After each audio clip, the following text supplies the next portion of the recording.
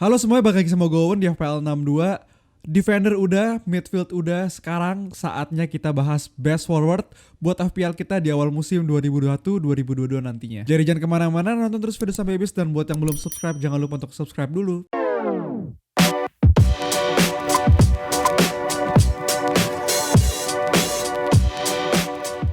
Tapi pertama-tama gue mau ingetin lagi sama lu semua, jangan lupa untuk join liga gue, Liga FPL 62, di mana itu liga berhadiah yang gratis biaya pendaftarannya, dan syaratnya gampang banget tuh, tinggal subscribe, lu tinggal follow Twitter gue dan tinggal reply nama tim lu dan juga nama manajer lu, dan ini gratis pendaftaran. Jadi langsung aja join Liga FPL 62 sekarang. Tapi gue juga mau ngingetin lu semua sama satu game yang seru banget, yaitu MPL Fantasy. Mirip sama game fantasy lainnya, game ini juga menggunakan strategi dan juga analisa lu dalam menyusun tim sepak bola. Jadi buat kalian yang suka game fantasy, langsung aja ke browser kalian, ketik id.mpl.live/fantasy buat download MPL Fantasy. Tapi tentu aja ada beberapa alasan kenapa MPL Fantasy ini lebih seru daripada game fantasy lainnya. Yang pertama yaitu lo bisa mainin game fantasy dari berbagai liga di dunia, jadi nggak cuma Liga Inggris atau bahkan liga-liga lain seperti Liga Prancis, Liga Jerman, Liga Italia, lo juga bisa main di MPL Fantasy. Dan yang kedua, lo nggak perlu nunggu satu musim untuk nunggu hadiahnya keluar, tapi lo bisa langsung ambil hadiahnya.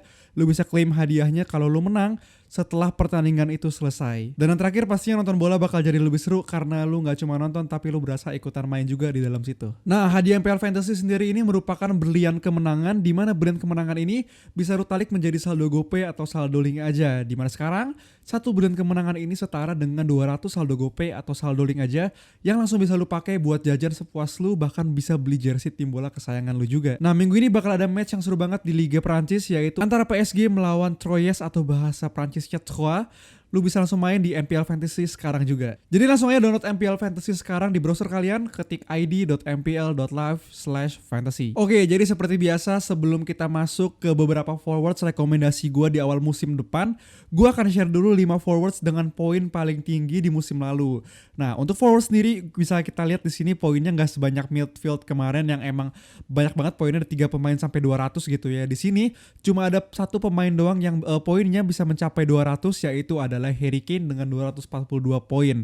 Kita sendiri nggak tahu di manakah Kane akan bermain di musim depan, apakah tetap di Spurs gitu atau pindah ke Manchester City. Tapi gue rasa sebagai pemenang Golden Boot gitu ya, gue rasa dimanapun mereka main, dimanapun Harry Kane ini main, bakal tetap jadi one of the best striker gitu ya. Dengan harganya sendiri di season depan itu 12,5 juta, menurut gue ini sesuai banget sama performanya di musim ini. Jadi menurut gue pasti Harry Kane akan tetap menarik untuk jadi pilihan forward kita di musim depan. Nah, nextnya sendiri ada Bamford, di mana bisa dibilang Bamford ini di luar dugaan gitu ya, karena kita tahu di awal musim semua orang bisa dibilang lebih prefer ke Mitrovic gitu daripada Bamford sebagai budget striker bisa dibilang. Tapi at the end of the season, lu lihat di sini Bamford sebagai pemain atau forwards kedua dengan poin terbanyak gitu ya. Nah, di season depan sendiri Bamford ini harganya 8 juta, bisa dibilang cukup nanggung gitu ya. Jadi menurut gue juga cukup bingung gitu ya, tapi menurut gue pastinya Bamford ini udah terbukti di musim lalu. Gue juga berharap Bamford ini perform lagi. Jadi gimana menurut lu Bamford ini, apakah dia akan tetap perform di musim depan atau dia bakal one hit wonder aja, cuma satu musim jagonya dan di musim keduanya biasa aja gitu. Jadi komennya di bawah gimana menurut kalian Bamford di musim depan. Nah, nextnya sendiri ada Vardy di sini dengan harga 10,5 juta pounds gitu, udah termasuk premium bisa gue bilang. Jadi gue sendiri lumayan jarang pakai Vardy musim lalu karena ya gue sendiri merasa Vardy ini dengan umurnya gitu yang udah tua dan rawan cedera. Gue sendiri kemarin itu juga pakai formasi banyakan 3-4-3 gitu kan, dimana gue sering banget pakai Harry Kane di sana, satu pemainnya udah masuk Harry Kane. Jadi kalau gue pakai Jamie Vardy lagi di situ, gue masih punya harus satu pemain lagi yang gue pakai, dan itu merupakan pemain yang harus main gitu ya.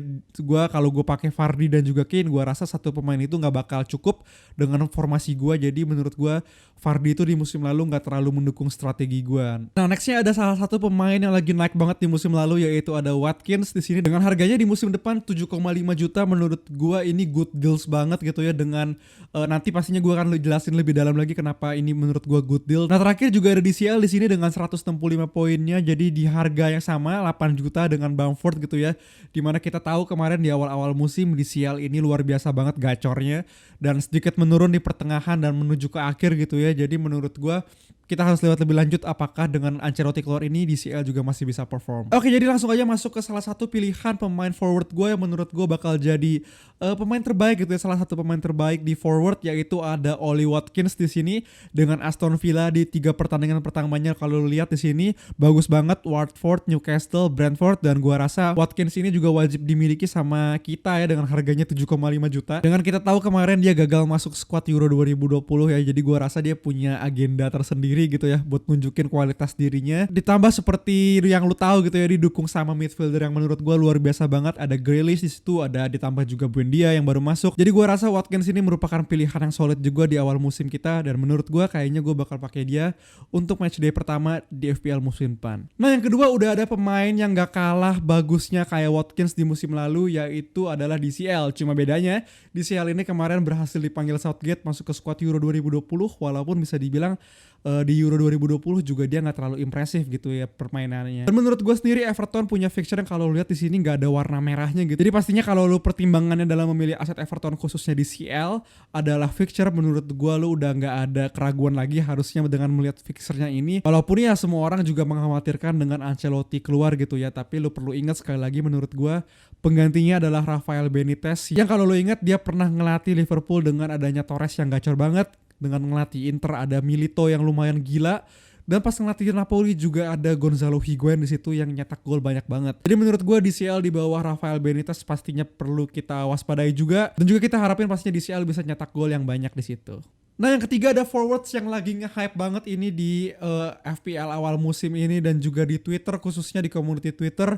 Dan kalau lu lihat statistik dia ke musim lalu ini gila banget, dia berhasil nyetak 33 gol dan XGI-nya itu sampai dengan 35 gitu ya. Dan juga dia sebagai top scorer di Championship musim lalu ya. Jadi menurut gua di atas kertas pastinya Ivan Toney ini menarik banget buat kita masukin ke FPL kita. Walaupun di matchday pertama kalau lihat di sini dia melawan Arsenal, dan fixture berikutnya setelah lawan Arsenal juga bisa dibilang biasa aja lah, nggak bagus-bagus banget gitu ya. Tapi menurut gue Ivan Toney dengan harga 6,5 juta di sini bisa jadi striker ketiga yang ya bisa dibilang lu jadiin bench, bisa jadi starting 11 juga.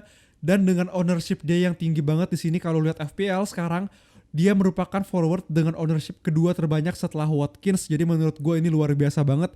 Dan kalau lu gak punya dia nih di awal musim, dan kalau dia nyetak ataupun perform gitu ya, lu bakal sakit hati banget sih menurut gue ngelihat ranking lu atau ngelihat panah merah gitu ya. Jadi menurut gue Ivan Toney adalah salah satu pemain yang layak banget kita pertimbangkan untuk masuk ke tim FPL kita musim depan. Nah, berikutnya ada salah satu pemain West Ham yang juga luar biasa menurut gue di musim lalu, yaitu adalah Antonio. Walaupun dia banyak kena cedera gitu ya di musim lalu, tapi tetap aja bisa menghasilkan 10 gol dan juga 5 assist di musim lalu. Jadi menurut gue dengan 3 pertandingan pertama yang luar biasa menarik gitu ya di sini, Antonio pastinya layak untuk kita pertimbangkan. Walaupun Antonio sendiri bisa dibilang bermain tanpa kita tahu ya, Lingard udah balik lagi ke MU.